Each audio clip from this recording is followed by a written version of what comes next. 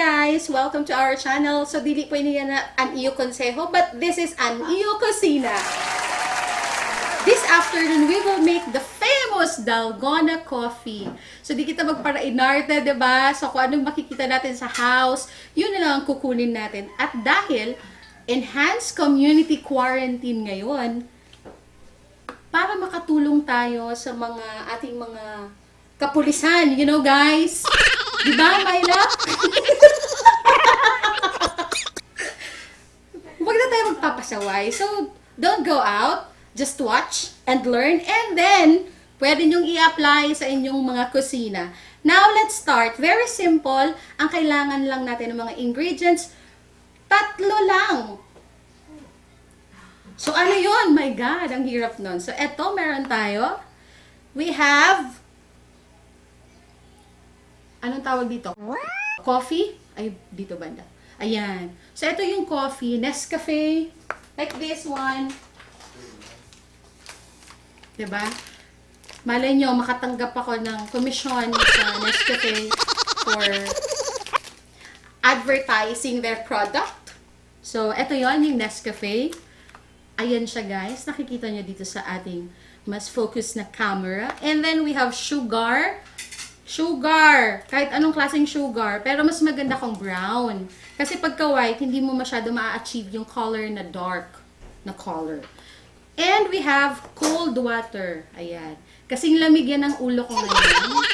Right over here. Ayan. So, that's the cold water. So, 3 lang. Very easy. Pero, paano naman yung ratio, diba? Para hindi mag-fail ang inyong Dalgona coffee. So, sure ba ako na hindi mag-fail itong aking Dalgona coffee today? Tignan lang natin, diba, guys? So, ayan. Ang ratio niya, para makagawa ka ng 2 glasses of Dalgona coffee. Glasses ba ito, Myla? Be? Wine glass. Wine glass, guys. So, wine glass. Para makagawa ka ng 2 wine glass na Dalgona coffee, kailangan mo ang ratio na ilabas ang iyong panukat, measuring spoon, 1 teaspoon. Ang 1 teaspoon na coffee, dapat meron siyang 8 na teaspoon na sugar and may 2 teaspoon na cold water. So again, what is the ratio? 1 teaspoon coffee plus 2 teaspoon cold water and 8 teaspoons na sugar. So, kompleto na. Ganun lang kasimple. So, kailangan nyo din pong magaling kayo sa multiplication.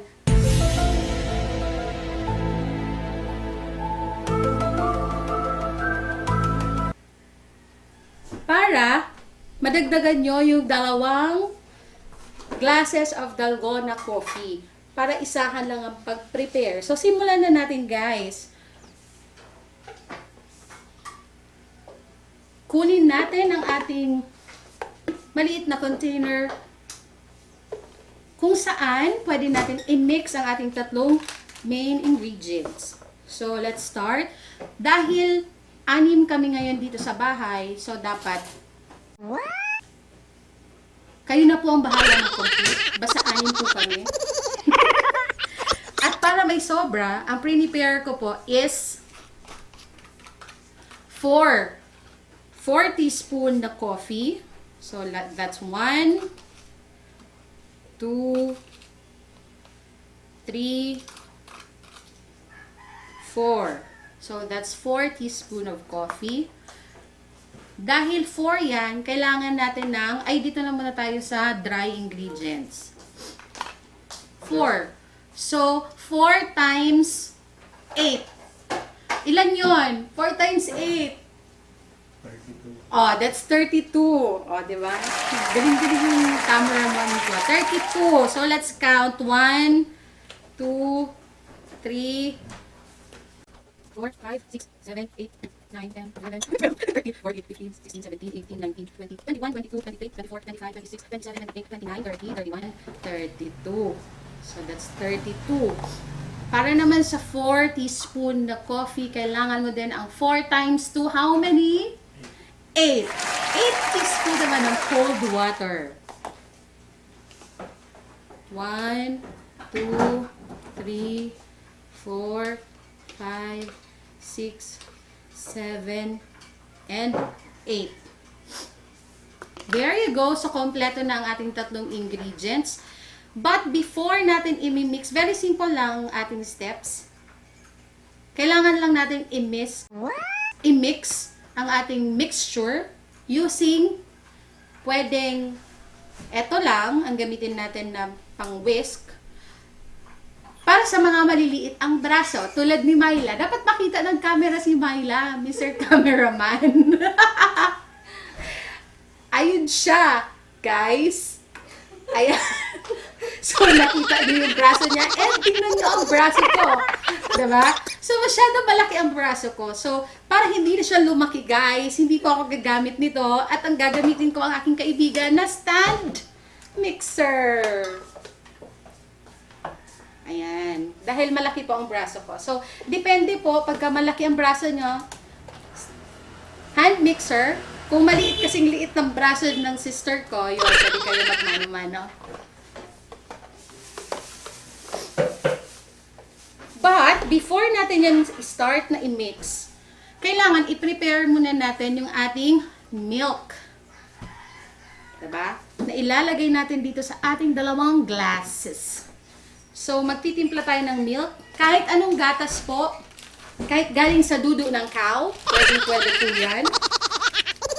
Pero dahil ito lang po ang available, dahil sa enhanced community quarantine, ang meron lang po kami is birch tree. So, sa 1 pitcher, meron po tayong, ang tamang tamis lang, ito yung meron 33 grams. So, 4 niyan. So, let's start. Kailangan lang naman siya ilagay. Ganyan-ganyan lang siya, guys. Very simple. Si mama ko yon, ganyan-ganyan lang daw. And habang nilalagay ko yung milk, pwede mong kuhanan ang aking mga audience para sa 10%. Adyan ang aking brother. Galing pa siyang bolo. Hi guys! Hi guys! And that's my mom. Ayan. Very supportive sila, guys. Dito sa aking Dalgona coffee.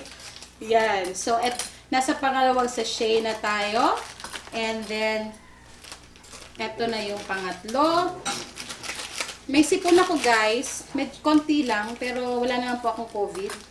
Kasi hindi pa po ako natitest. 3.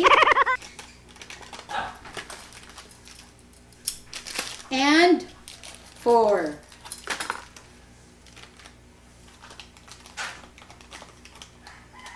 Ayan.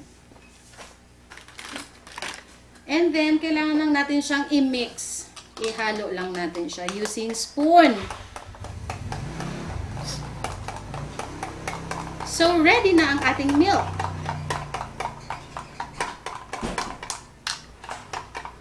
And of course, guys, dapat nakatambay na din ang inyong crushed ice o ang inyong yelo para tuloy-tuloy ang paggawa ng ating Dalgona coffee. So, lagyan na natin ng water. Ay, ng milk, rather.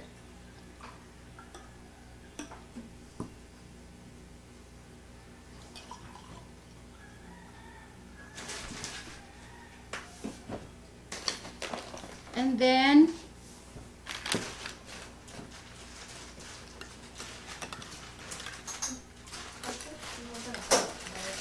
yung yellow, lalagyan natin ng yellow, of course.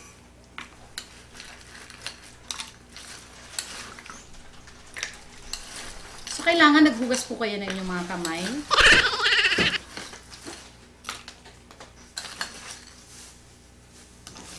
Yan.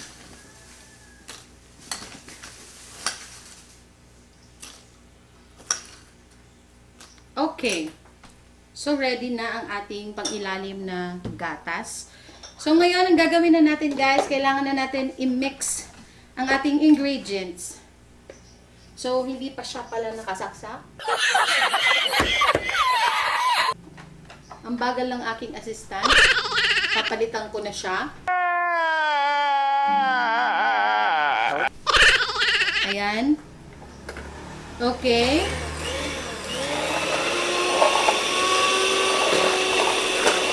very simple lang. Kailangan lang natin silang i-mix hanggang sa maging fluffy na ang texture ng ating butter mix.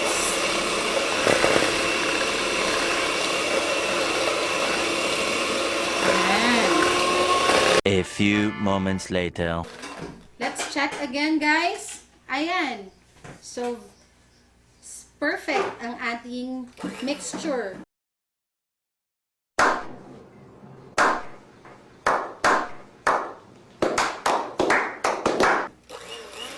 So, para matanggal yung excess sa ating mixer, medyo paparan mo lang siya ng konti. There you go. So, nakita nyo, guys.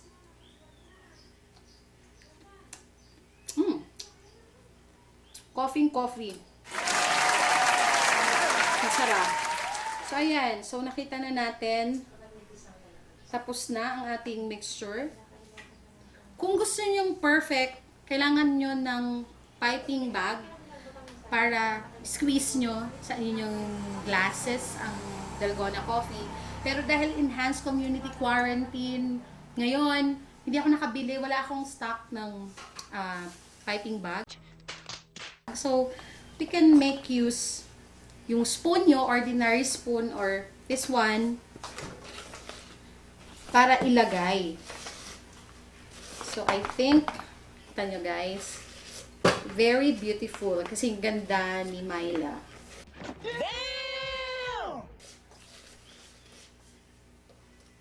Tadan! Mukhang meron pa nga akong sobrang piping bag. Okay.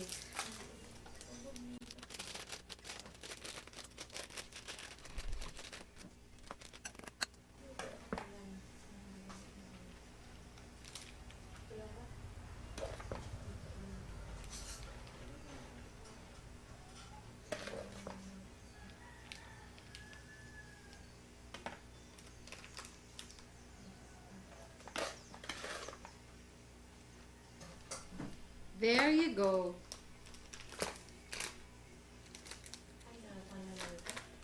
So, nasa piping bag na natin sila. So, very easy mo na siyang ilalagay.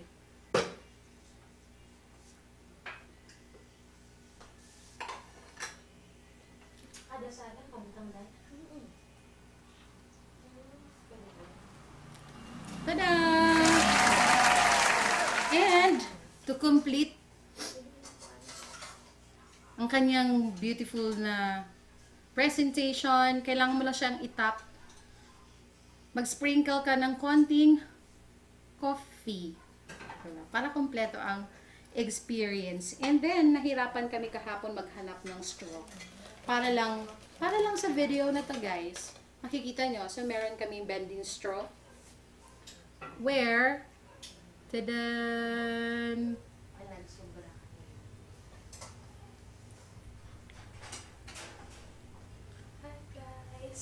There you go. Tada!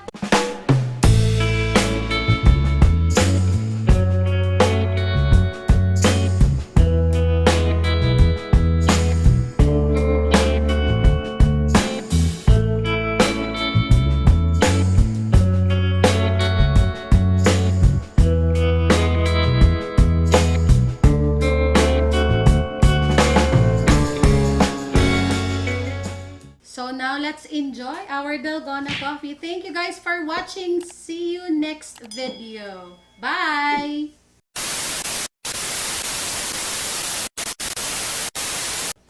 Hi guys! Welcome to our channel.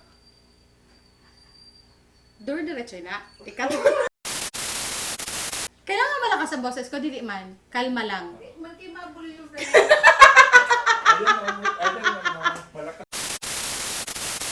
Hi guys! Welcome! Ay, joke!